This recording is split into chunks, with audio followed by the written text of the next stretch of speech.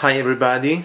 I recently started to play Dawn's Early Light. It's a game published by Lock and Load, and it comes with a fairly small map, very nicely detailed, which depicts the Eisenbach area. First of all, let's take a look at the units.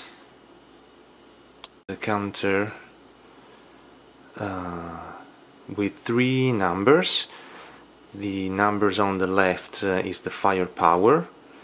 The number in the middle is the armor, and the number on the right is the initiative rating.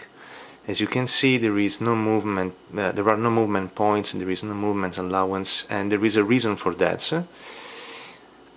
These are the assets cheats, which are one of the most interesting things of the game, which are special actions, so to speak, that the players can perform at some point of the game, like calling in extra troops, or having their firepower increased by 1, or performing an airstrike, and so on. These cheats are drawn in a number specified by each scenario, and becomes available at some point of the game.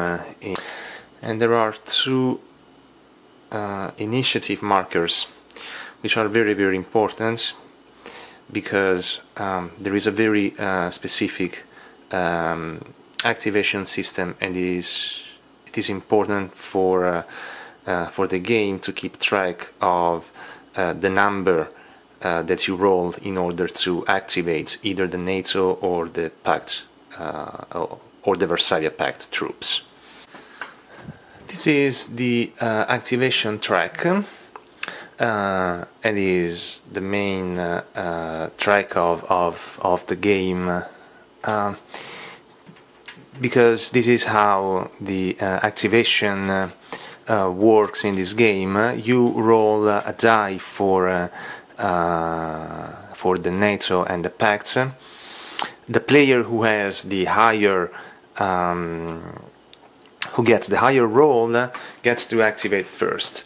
Let's say that the NATO rolls 2 and the Pact rolls 4.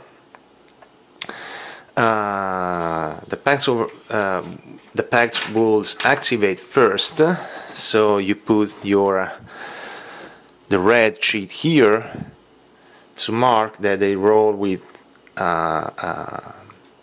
they activate with a roll of 4, and then you put the blue cheat here to mark that they activate with a roll of 2. Now, this roll is very important because it determines how many movement points the units get and which kind of units get to activate. So the rule is that each unit gets the number of the activation number plus 1. So every unit of the Pact can move up to 4 plus 1, and actually it is written here 5 movement points. 2, it means 3 movement points. At the same time, you can activate only units that have an initiative value that is either equal or higher than the initiative number. So basically what happens is that there is a balance between activating first and the number of units that you get to activate.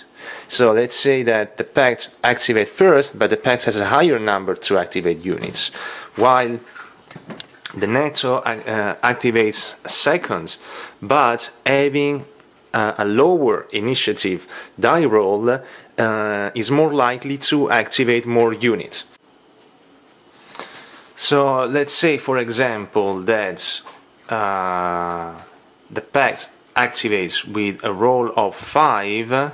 In this case, the player can activate, for example, these 2 units that have an initiative rate of 5, but not this one here that has an initiative of 4, and each of these units can move up to 4+1 unless you are not performing a movement through roads, in which case you can spend an extra movement point. So combat is also fairly easy. Each unit activates individually and can engage only one unit in an adjacent hex. An attack can either start from a unit already adjacent to the target unit, or you can perform an overrun, which, in order to start an attack from afar, you need to have enough movement points to reach the unit and also enough movement points left to pay for the hex in which your target is located. And basically what you do, you check if there are any die modifier, and there are very, very few.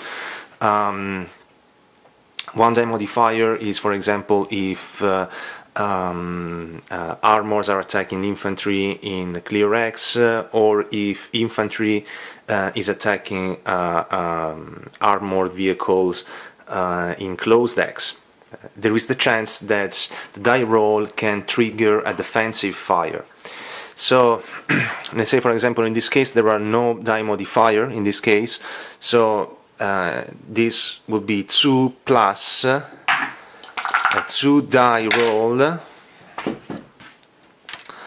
let's say a die roll of 8, which will make a total of 10, which equals the armor of the unit, and in this case this unit would get a hit. Being already flipped, the unit will then take a hit marker. Let's say, for example, that the NATO, instead of rolling 8, let's say that the NATO, for example, rolls a total of 4. In this case, 4, you should check these defensive fire die roll modifiers. 4 would activate a defensive fire from the unit, in which case the NATO unit would lose 1 step. At the beginning of the impulse, you can play an asset in order to influence your attack. Every scenario is played along a time lapse of 4 days, and 4 days is made, and each day is made of 4 different impulses, and then there is one night turn, which is played as any turn in daylight. The only modifier is that everything is decreased by 1, movement and fire powers are decreased by 1. At the end, all the units that pass the night can attempt a recovery. It's made with a roll of 2 dice, and there are certain numbers that must be rolled. NATO and Pact units recover on a die roll of 5, 6.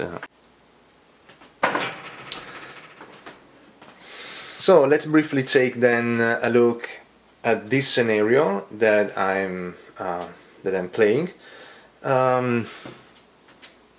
I am at the end of the first day, so there is going to be a night turn, and the objective of the Varsavia Pact units is to take this city here,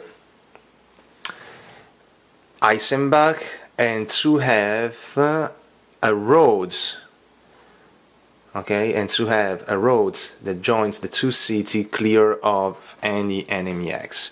For each of these objectives, the Pact units get 1 victory point.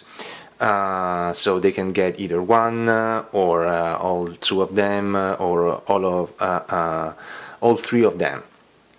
the objective of the NATO units is basically to avoid the is to defend. So it's basically to avoid the pact units to reach these objectives. The map